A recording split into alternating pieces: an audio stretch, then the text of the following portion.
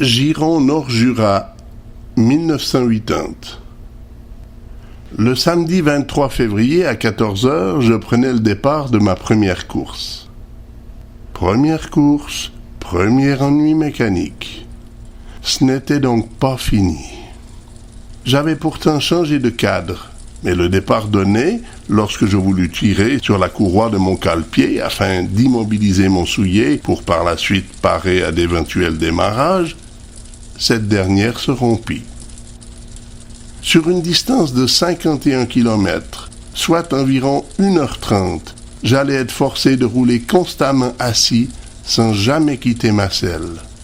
Avec un élite comme Berchi et des amateurs comme Musitelli et Passmandin, dans les 9 côtes du parcours, mes genoux et mes dessus de cuisse allaient atrocement souffrir. Durant les premiers kilomètres jusqu'à Chavornay, pour parvenir à appuyer le plus fort possible sur mes pédales, je m'étais assis sur le fin bout de ma selle. Avec cette vitesse de professionnel, à Bavois, nous avions déjà rattrapé les juniors partis 3 minutes avant nous. Et à partir de là, comme si les leaders étaient rassurés de se retrouver en tête du peloton, l'allure diminua, comme lors d'un banal entraînement. Pourtant, 3 hommes se trouvaient encore à l'avant, à savoir Henriou des ACN, Ray et Ansermet du Vélo-Club Payerne. De temps à autre, Manuel Passmandin du Vélo-Club d'Orbe tentait de relancer la course afin de revenir sur les échappés. Tout le monde réagissait et lui sautait dans la roue, mais jamais personne ne prenait de relais. Le faire moi-même aurait été doublement stupide, puisque André Henriou, le seigneur des ACN, avait de fortes chances de l'emporter au sprint. Ainsi, en ramenant le peloton sur l'échappée, avec les coureurs comme Berchi et Musitelli, André n'aurait plus eu aucune chance de gagner. Quant à la deuxième erreur à ne pas commettre avec les efforts qu'il m'avait été nécessaire de faire pour revenir sur les juniors, ce n'était pas le moment pour moi d'aller jouer les costauds en tête de peloton. Ainsi, pour ne pas me faire remarquer, je restais en queue de peloton. Là, j'avoue, je ne me sentais à l'aise, puisqu'avec les années, j'avais appris à faire la course en tête. Mais je devais aussi faire preuve de sagesse et me dire que je n'étais pas en 1977, mais en 1980. Et que si je voulais à nouveau terminer les courses du Giron parmi les 7 premiers, j'allais devoir ne pas surestimer mes forces et assurer mes classements en jouant de prudence. Alors, je contrôlais les favoris en restant constamment dans leur roue. En fin de course, dans les derniers kilomètres avant l'arrivée, je me faufilais parmi les coureurs afin de me retrouver bien placé pour contrôler le sprint. Le sprint fut lancé par Musitelli à 100 mètres de la ligne, mais il fut très vite remonté et dépassé par Berchi qui remporta le sprint du peloton. Quant à moi, même si je n'avais eu aucune chance de pouvoir défendre mes chances lors du sprint, étant condamné à rester assis, je terminais tout de même 5e. J'avais toutes les raisons d'être satisfait. Le 26 février 1977, alors que j'étais au sommet de ma forme, j'avais terminé la première course du Giron dans le même temps que Regamet, classé 4e. Et le 23 février 1980, je me classais également au 5e rang dans le même temps que l'amateur élite Berchi, à 2 minutes 22 secondes du premier. Quant à mon idée de ne pas prendre des relais pour permettre au peloton de combler son retard de 2 minutes et ainsi revenir sur les échappés, elle avait permis à André Henriou des ACN de remporter la victoire devant Jean-Claude Ray, qui portait maintenant le maillot du Vélo-Club Payerne. Ansermet, lui, terminait légèrement détaché à 12 secondes. Cette saison 1980 semblait être bien partie. Mon moral, bien que légèrement incertain, était tout de même positif. Et surtout, j'avais la ferme intention d'améliorer ma condition physique et ainsi mes résultats, semaine après semaine. Le dimanche matin, j'avais les grosses cuisses. car les efforts du jour précédent se faisaient sentir. Pour les assouplir, je savais quoi faire. Après avoir remplacé ma courroie de cale-pied, je partis rouler sur une 40aine de kilomètres en solo. Et désormais, ça allait être toujours en solo que j'allais m'entraîner. Car dès le mois de janvier, Jean-Pierre éprouvait des douleurs aux genoux. Il m'avait demandé à plusieurs reprises ce qu'à sa place j'aurais fait pour y mettre fin. Je lui avais alors conseillé tout d'abord d'aller voir un rebouteur, et si ce dernier ne pouvait rien faire, ensuite d'aller consulter un médecin. Pourquoi me demandait-il des conseils alors qu'il n'avait nulle envie de les suivre? Au mois de février, il avait commencé son école de recrue dans les troupes cyclistes de la caserne de mes souvenirs, à Drognens. Je pensais que ce nouvel environnement allait quelque peu calmer son esprit impulsif et donner à son caractère une maturité adéquate. Mais hélas, pour lui, le temps de se former un caractère n'allait pas être suffisant. 3 semaines après son entrée en service, il passait en CVS et était réformé. Si la CVS avait pris une décision si rapide, c'était bel et bien parce que son cas représentait un trop gros handicap pour la suite de sa carrière militaire.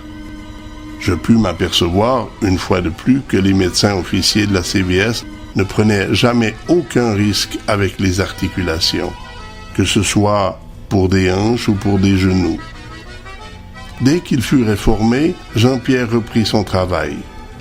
Pas pour longtemps, puisqu'il ne put bientôt plus marcher. Et au début mars, il se faisait opérer à l'hôpital d'Yverdon-les-Bains par le docteur Kissler. Aussitôt qu'il fut remis, le vélo ne l'intéressait plus. Il s'achetait alors une moto, et à partir de ce moment-là, avec sa Honda 500 cm3, il rechercha des impressions différentes que celles qu'il avait connues à vélo.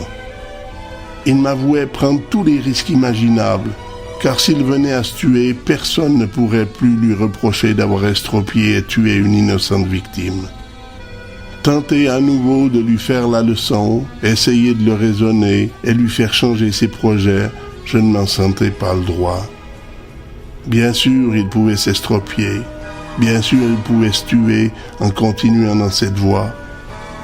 Mais on ne peut pas se mettre dans la peau d'un type qui a involontairement tué un copain. Cette tache noire, il ne pourra jamais l'effacer de sa mémoire.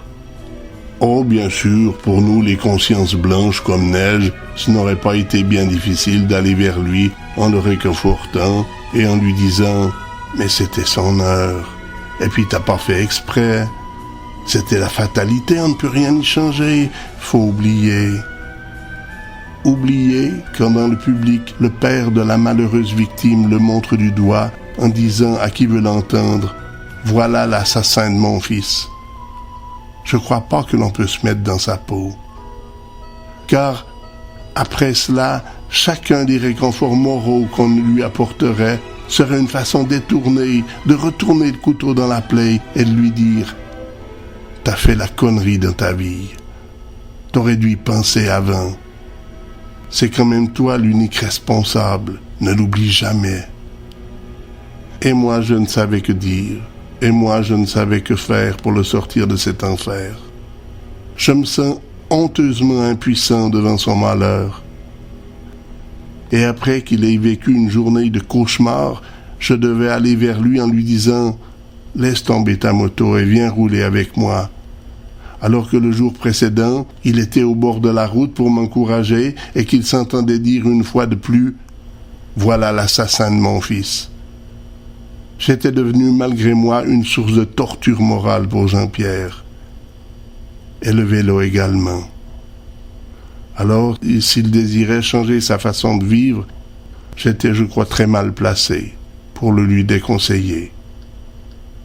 Pour ne pas avoir à m'associer à son malheur et tomber dans la dépression, j'allais m'intéresser à nouveau aux propositions de partenaires que j'avais reçues le vendredi 22 février. La première concernait une demoiselle, Pilar Lorenzo, qui venait de l'île de La Palma, une île des Baléares. Elle aussi travaillait comme infirmière, à l'hôpital d'Orbe. Si je ne bâtis pas mon avenir avec une infirmière, ce sera parce que la Providence a fini par se décourager de me fournir des occasions. Une nouvelle fois, la destinée mettait sur ma route une infirmière, sans pour cela que je sois hospitalisé. Y avait-il un message à comprendre? De plus, elle était espagnole et venait d'une île de la Méditerranée. Il y avait 9 ans que je rêvais d'une telle occasion. Trait pour trait, c'était la fille de mes rêves. Née le 26 août 1955, de nationalité espagnole, une silhouette mince, taille 1,64 m, cheveux noirs et des yeux bruns foncés. Sincèrement, je croyais rêver. J'allais être forcé de reconnaître que l'ordinateur de la maison Altman pouvait lire dans nos rêves, et mieux encore, les exaucer.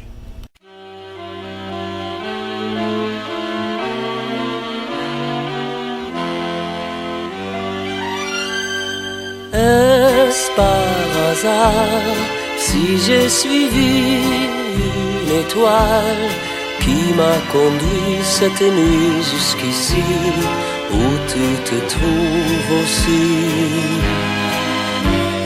Est-ce par hasard si j'ai croisé ton regard?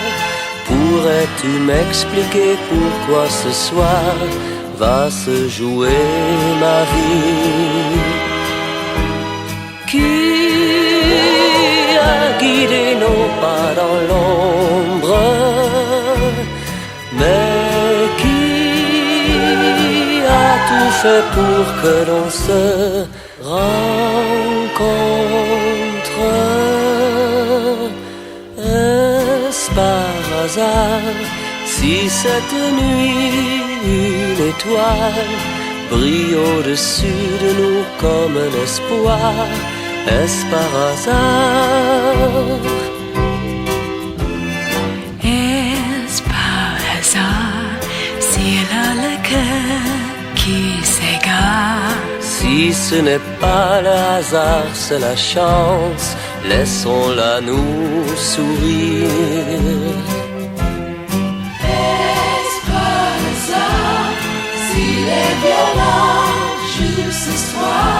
Cet air ancien qui revient de si loin, du fond de ma mémoire, qui nous a menés l'un vers l'autre. Surpris, on se découvre fait l'un pour l'autre. Est-ce par hasard si cette nuit une étoile brille au-dessus de nous comme un espoir? Est-ce par hasard?